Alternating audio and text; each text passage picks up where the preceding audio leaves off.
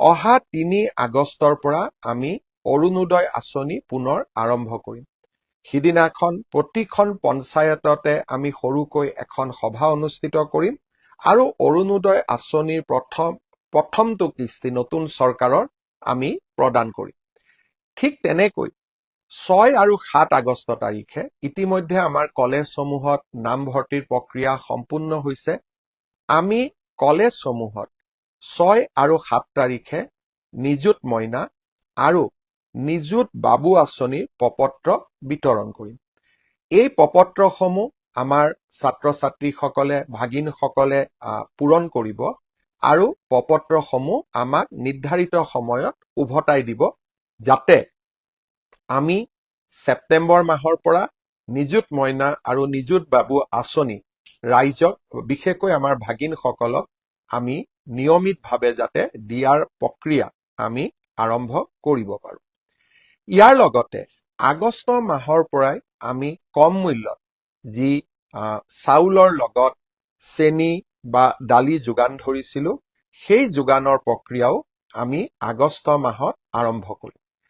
ঠিক তেনেকৈ স্নাতক ডিগ্ৰী পাছ কৰাৰ পিছত এবছৰৰ বাবে আমি যি জীৱন প্ৰেৰণা আঁচনি দিয়াৰ আমি প্ৰস্তাৱ কৰিছিলোঁ, দুমাহমান ছাত্ৰ ছাত্ৰীসকলে পাইছিলে, বাজেট নোহোৱাৰ কাৰণে বন্ধ হৈ আছিল। এই জীৱন প্ৰেৰণাও আমি পুনৰ ছেপ্টেম্বৰ মাহৰ পৰা দিয়া আৰম্ভ কৰিম। শ্ৰদ্ধা ৰাইজ, এইবাৰ বিধানসভাত কেইবাখনো গুৰুত্বপূৰ্ণ আইন আমি আনিবৰ বাবে চেষ্টা কৰিছোঁ।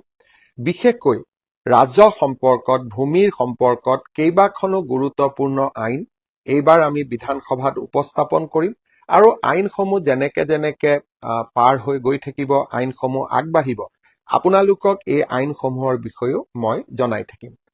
বহুদিন আগতে মই আপোনালোকক কৈছিলোঁ যে কামাখ্যা মন্দিৰত আমি কাশী যি আমাৰ ধাম আছে বা আমাৰ কাশীৰ বিশ্বনাথ মন্দিৰ আছে, তাত যেনেকে প্ৰধানমন্ত্ৰী নৰেন্দ্ৰ মোদী ডাঙৰীয়াই এটা সুন্দৰ কৰিডৰ নিৰ্মাণ কৰিছে আৰু তাত এতিয়া তীৰ্থযাত্ৰীসকলে খুব ধুনীয়াকৈ যাব পাৰে, তাৰ আৰ্হিত আমি কামাখ্যা মন্দিৰতো এটা কৰিডৰ নিৰ্মাণ কৰিম। 2024 চনতে প্ৰধানমন্ত্ৰী ডাঙৰীয়াই এই কামাখ্যা কৰিডৰৰ আধাৰশিলা স্থাপন কৰিছিলে। বহুদিন ধৰি বিভিন্ন কাৰণত গুৱাহাটী উচ্চ ন্যায়ালয়ত এই বিষয়টো পেণ্ডিং হৈ থকাৰ কাৰণে আমি কামাখ্যা কৰিডৰৰ নিৰ্মাণৰ কাম হাতত ল'ব পৰা নাছিলোঁ। আজিৰে পৰা কামাখ্যা কৰিডৰৰ নিৰ্মাণ কাৰ্যও আগবাঢ়িছে আৰু আমাৰ প্ৰায় 500 কোটি টকা ব্যয়েৰে নিৰ্মাণ হ'বলগীয়া এই কামাখ্যা কৰিডৰে অসমৰ পৰ্যটনৰ দৃষ্টিভংগীৰ পৰা আৰু এক ডাঙৰ সংযোজন হ'ব। কেইটামান দিন আগতে গুৱাহাটী চিৰিয়াখানাখনকো কেনেকৈ আমি নতুন ৰূপত সজাই তুলিব খুজিছিলোঁ, তাৰ বিষয়ে মই আপোনালোকক জনাইছিলোঁ। ইয়াৰ সমান্তৰালভাৱে এইবাৰ আমি আৰু কেইটামান নতুন আঁচনি আমাৰ বাজেটত হাতত লৈছোঁ।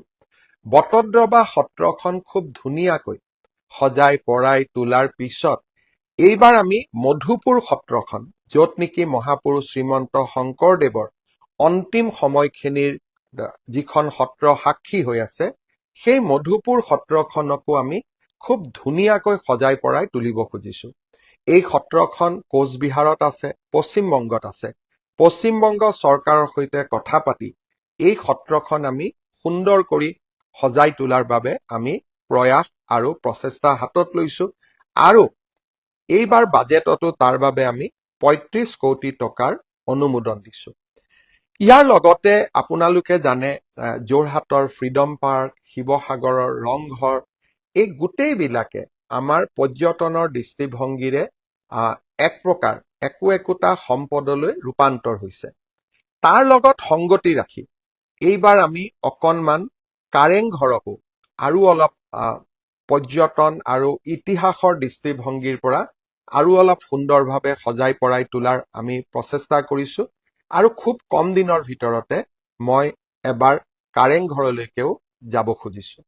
এই ধৰণে আমি বহুতবিলাক আমাৰ অসমৰ ইতিহাসৰ লগত জড়িত বহুত কেইখন আঁচনি হাতত লৈছোঁ। আপোনালোকে জানে যে কেইদিনমান আগতে ধুৰন্ধৰ বুলি এখন চিনেমা ওলাইছিলে, চিনেমাখন বহুত হিট হৈছিলে। মই চিনেমাৰ প্ৰসংগত আৰু এটা দুটা কম। এই চিনেমাখনৰ ডাইৰেক্টৰ আছিলে আদিত্য ধৰ। তেখেত আজিৰ দিনত সমসাময়িক ফিল্ম প্ৰডাকশ্যনত তেওঁ যথেষ্ট নাম কৰিছে। কেইটামান দিন আগতে মই তেওঁৰ লগত টেলিফোনত কথা পাতিছিলো যে আমি লাচিত বৰফুকনৰ ওপৰত এনেকুৱা সুন্দৰ বোলছবি এখন হিন্দী ভাষাত গোটেই ভাৰতবাসীয়ে চাব পৰা লাচিত বৰফুকনৰ এখন ওপৰত আমি এখন সুন্দৰ বোলছবি নিৰ্মাণ কৰিব নোৱাৰো নেকি, যিখন নেকি এনেকুৱা ধৰণৰ হয় যাক আমি এখন ব্লক ব্লাষ্টাৰ ফিল্ম বুলি কওঁ, তেনেকুৱা ফিল্ম এখন আমি বনাব নোৱাৰো নেকি।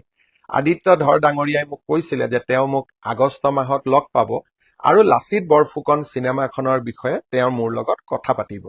মই ভাবো যে তেখেতেই হওক বা আন কোনোবা ডিৰেক্টৰক সন্মুখত ৰাখি আমাৰ চৰকাৰে যদি এখন লাচিত বৰফুকনৰ সুন্দৰ চিনেমা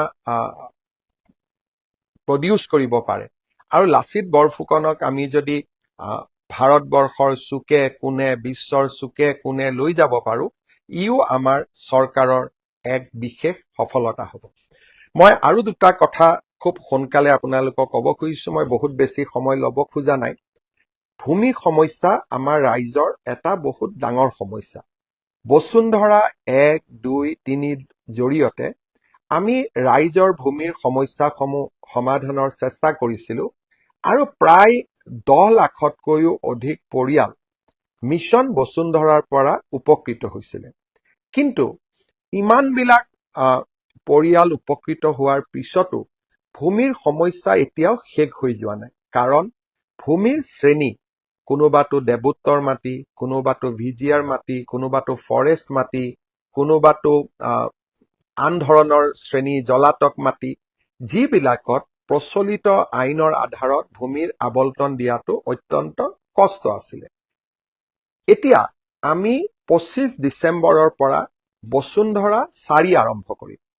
এইকেইটা দিনত আমাৰ যিসকলে বিভিন্ন ধৰণৰ ভূমিৰ সমস্যা ভোগ কৰি আছে, যাৰ কাৰণে বাৰে বাৰে তেওঁলোকে চেষ্টা কৰাৰ পিছতো বসুন্ধৰাৰ পৰা উপকৃত হ'ব পৰা নাই বিভিন্ন কাৰণত, মই আপোনালোকক অনুৰোধ কৰিম এই সমস্যাসমূহ আপোনালোকে যেন চৰকাৰক অৱগত কৰে।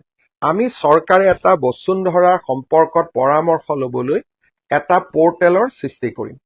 সেই পৰ্টেলত আপোনালোকে মাটিৰ ক্ষেত্ৰত ভোগ কৰি থকা বিভিন্ন সমস্যাৰ কথা উল্লেখ কৰিব পাৰিব আৰু এইবাৰ আমি সমস্যাসমূহ সমাধানৰ উত্তৰ দি মিছন বসুন্ধৰা 4 আমি সজাই তুলিব খুজিছো।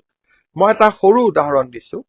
তিনিচুকীয়া জিলাত মৰাণ লোকসকলে বহু দিনৰ পৰা ফৰেষ্টত বাস কৰি আছে, কিন্তু তেওঁলোকে যেতিয়া ফৰেষ্ট বা বনভূমিৰ অধিকাৰ বিচাৰে তেতিয়া আমি কওঁ যে জনজাতীয় লোকসকলেহে ফৰেষ্ট ৰাইটছত অধিকাৰ পাব পাৰে, গতিকে আপোনালোকে এই ভূমিৰ অধিকাৰ নাপাব। এতিয়া আমি চেষ্টা নিশ্চিতভাৱে কৰিব পাৰো যে অসমৰ আদিম জনগোষ্ঠী হিচাপে কেনেকে মৰাণ মটককো আমি বনভূমিত মাটিৰ অধিকাৰ দিব পাৰো। এই সমস্যাবিলাক মই আগতে নাজানিছিলো। যেতিয়া বসুন্ধৰা 1, 2, 3 কৰিলো, এনেকে নতুন নতুন সমস্যাবোৰ আমাৰ সন্মুখলৈকে আহি থাকিলে আৰু আমি সমস্যাবিলাক সমাধানৰ ৰাস্তা উলিয়ালো, কিছু উলিয়াব পৰা নাই আৰু তাৰ বাবে আমি বসুন্ধৰা 4 লৈ আপোনালোকৰ মাজলৈ আহিম, যাতে আৰু বহুত সমস্যা সমাধান হয়। অৱশ্যে য'তেই সমস্যাৰ সমাধান হয় তাত নতুন সমস্যাৰো সৃষ্টি হয়। তাৰ মাজতেই আমি আমাৰ দায়িত্ব পালন কৰি গৈ থাকিব লাগিব। শ্ৰদ্ধাৰ ৰাইজ, আপোনালোকে এনেকৈ আমি আপোনালোকক ক'ব পাৰো যে এনেকৈ আমি জনসাধাৰণৰ বাবে প্ৰয়োজনীয় কামবিলাক কৰি কৰি গৈ থাকিম আৰু কৰি কৰি গৈ থাকোতে আমাৰ ভুল ত্ৰুটিবিলাক আপোনালোকে মনত পেলাই দিব আৰু আমি একেলগে অসমৰ কল্যাণৰ বাবে আমি কাম কৰি কৰি গৈ থাকিম। শ্ৰদ্ধাৰ ৰাইজ, এইকেইটা দিন মাজে মাজে মোক কিছুমান হোৱাটছআপ আহি আছে। মই হোৱাটছআপবিলাক চাওঁ। হোৱাটছআপত মোক বহুতে সুধি আছে যে ককা দেউতা নাতি আৰু হাতীত আপুনি যে হাতীৰ ওপৰত গান গাইছিলে, তেতিয়া আপোনাৰ কিমান বয়স হৈছিলে? হাতীটোত উঠা মানুহজন সঁচাই আপুনিয়ে আছিলেনে?